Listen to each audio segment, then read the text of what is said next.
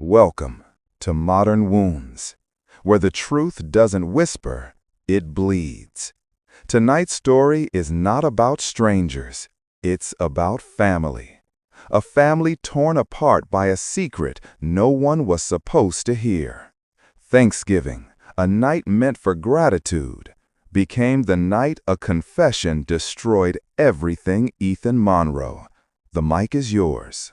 Thanksgiving used to be my favorite day of the year. My mom made it a big deal. She loved having the whole family together.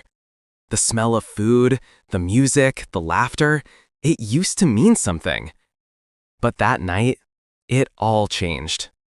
I remember walking into the house holding flowers for my mom. Ava, my girlfriend, was already there. She'd helped my mom in the kitchen all day. I thought it was sweet. You don't think too much when love makes you blind. My dad was in the living room, glass of whiskey in hand. He smiled when he saw me, gave me that proud father look. I had no idea what kind of man I was actually looking at. We sat down at the table.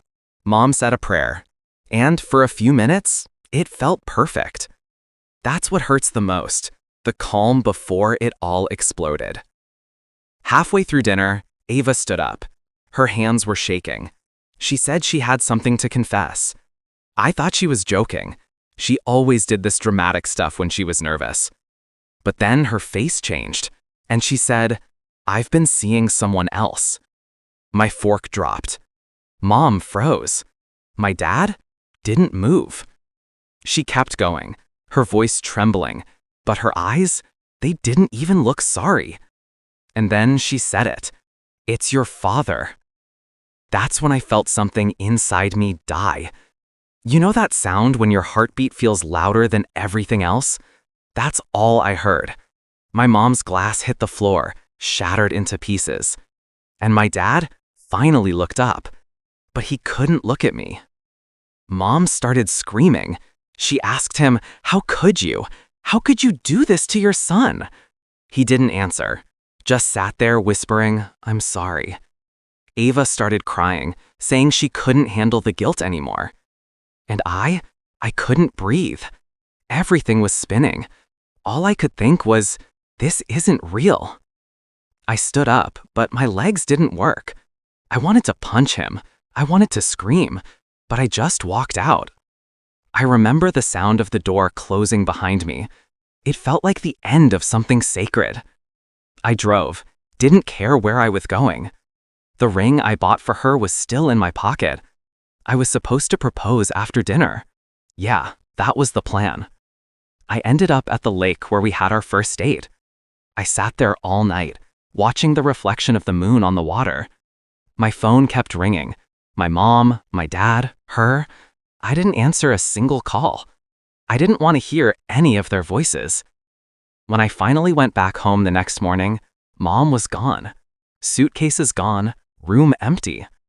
She'd left in the middle of the night. Dad was still there. Same chair, same empty plate. He didn't even look at me. Just said, "I don't know why it happened." I didn't say a word. I just walked past him, went to my room, and sat on the floor. That's where I stayed for hours. You know it's weird. You spend your whole life believing family is unbreakable. You think your parents are your foundation, until the day they're the ones who make the ground disappear. Mom moved away a week later. She said she couldn't live in that house anymore. Dad tried calling me for months. Sometimes he still does, but I can't pick up. Because every time I hear his voice, I see her face. The two people who meant everything now feel like ghosts haunting every memory I have. And Ava, she disappeared too. She sent one text, said she was sorry. That was it. No apology could ever fix what she broke. Thanksgiving doesn't exist for me anymore. I don't celebrate, don't eat turkey, don't play music, don't call anyone. It's just another day where I sit in silence and try to forget a night I'll never escape. People say time heals. They're lying. Time doesn't heal betrayal. It just teaches you how to carry the weight without collapsing. I lost my father that night. Not to death, but to the kind of guilt that never leaves a man's face. And I lost my mother too. It's a heartbreak that turned her into someone I don't recognize anymore. And me? I'm still there, sitting at that dinner table, hearing those words over and over, like a broken record that never stops playing. Sometimes I wonder what would have happened if she'd kept it a secret. Would I still have a family? Would my mom still smile when she cooked? Would my dad still look me in the eyes? Maybe lies would have hurt less than the truth. You survived something most people wouldn't, Ethan. Don't think I survived, Blaze. I just learned how to exist with the pain. That's the first step, brother. Turning survival into strength. Maybe one day. But right now, it still feels like that dinner never ended. You said it still feels like that dinner never ended. What happened after that night, Ethan? Did you ever face them again? Yeah, a few weeks later, Mom called me. She wanted to meet, said it was important. We met at this little diner off Highway 8. It used to be our spot when I was a kid. Now it felt like a graveyard for memories. She looked tired, Blaze, like she hadn't slept in days. Her hands were shaking when she picked up the coffee cup. She said, "I'm filing for divorce." And I just nodded. There was nothing to say. Then she looked up and said something that broke me even more. She said, "Your father's not the only one to blame." What did she mean by that? She said she saw the signs. The late-night texts, the weird tension between Ava and Dad. But she didn't say anything. She thought she was imagining it. She said, "I didn't want to ruin Thanksgiving for you." That hit me hard. Because in trying to save one night, she lost everything else. I told her I loved her. I told her none of this was her fault. But deep down, we were all carrying pieces of this wreck. Did you ever see your father again after that? Yeah, about a month later, he showed up at my apartment. It was snowing that night. I remember the way his breath fogged up when he said my name. Ethan. I hadn't heard him say it since Thanksgiving. He looked smaller, like guilt had eaten away the man I once called my hero. He had this envelope in his hand, said it was a letter, his apology. He wanted to explain. I didn't take it. I told him, "You already said everything when you touched what wasn't yours." He tried to talk, voice trembling, said it wasn't planned, said he fell into something he didn't understand. But how do you not understand betraying your own son? I told him to leave. He stood there for a moment, and then he whispered, "I lost your mother. I lost her, but I can't lose you too." I didn't answer. I just closed the door. The sound of that lock clicking. That's when I realized something. Forgiveness isn't always healing. Sometimes it's poison. Did you ever read that letter? Not then. I threw it in a drawer. Didn't touch it for almost a year. Then one night, I found it again. It was his handwriting, still neat, still careful. Inside was 3 pages. The first line said, "I never meant to fall for her." The second line said, "I saw in her the version of myself I used to be." That's when I stopped reading, because that line told me everything. He didn't fall in love with Ava. He fell in love with the reflection of his own broken youth. The rest of the letter was just words, excuses dressed up as regret, but no apology can fix what's already buried. That's heavy, man. What about Ava? Did you ever cross paths again? Once. It was 6 months later. I was at the grocery store, late at night. She was there, aisle 5. Same perfume, same nervous smile. She froze when she saw me. Then she said, "Ethan, please don't walk away." I wanted to keep walking, but I didn't. Something in me wanted closure, or maybe I just wanted to see if she looked sorry. She said, "I didn't mean for it to happen." And I said, "You never do, until it does."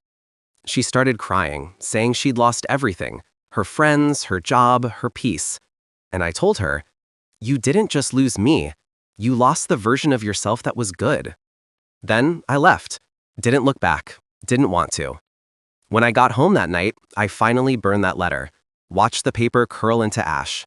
It didn't bring peace, but it made the silence a little easier to live with. Sometimes peace doesn't come from understanding. It comes from letting go of the questions. Exactly. People ask me all the time if I'd ever forgive them. I say, forgiveness isn't for them. It's for me. But I'm not there yet. I might never be. That's okay, brother. Healing doesn't follow a calendar. Yeah. You just wake up one day and realize the pain doesn't hit as hard. But it's still there, like a scar you've stopped touching. That's okay, brother. Healing doesn't follow a calendar. Yeah. You just wake up one day and realize the pain doesn't hit as hard. But it's still there, like a scar you've stopped touching. That's okay, brother. Healing doesn't follow a calendar. Yeah. You just wake up one day and realize the pain doesn't hit as hard. But it's still there, like a scar you've stopped touching. That was Ethan Monroe, a man who faced the kind of betrayal that rips blood from bone.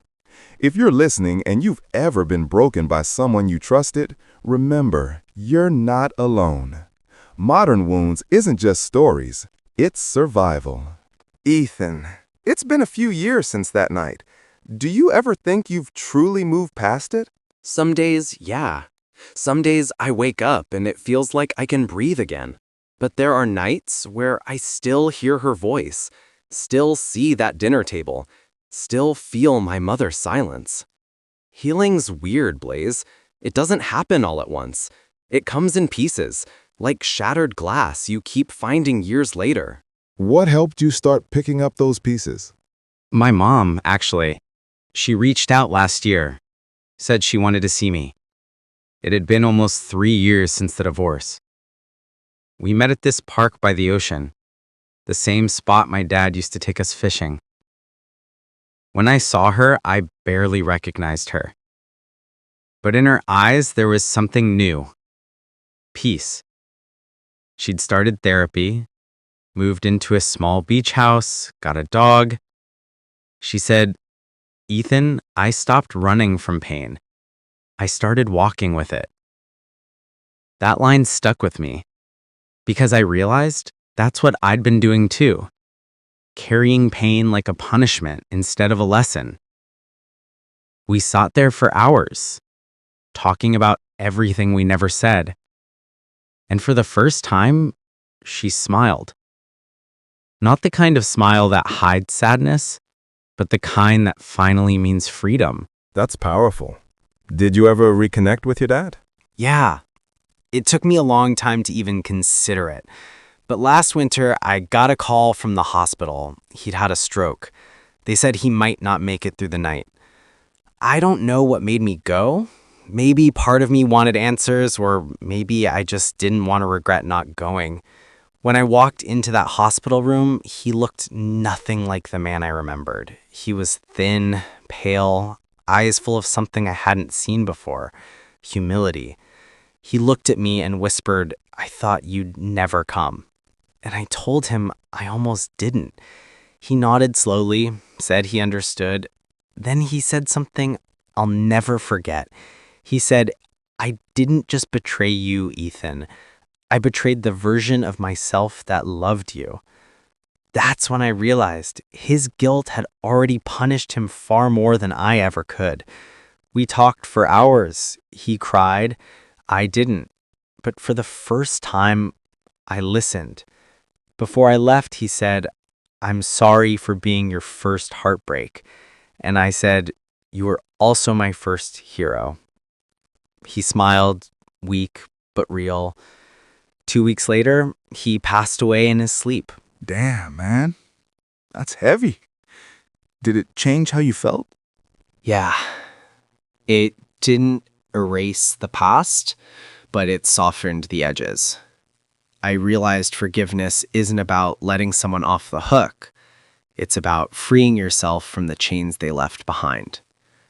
For so long, I let anger define me, but now I let peace take its place. After he passed, I found another letter in his things. This one was shorter. It said, "Tell your mother I'm sorry. Tell yourself I was human. And live the life I couldn't."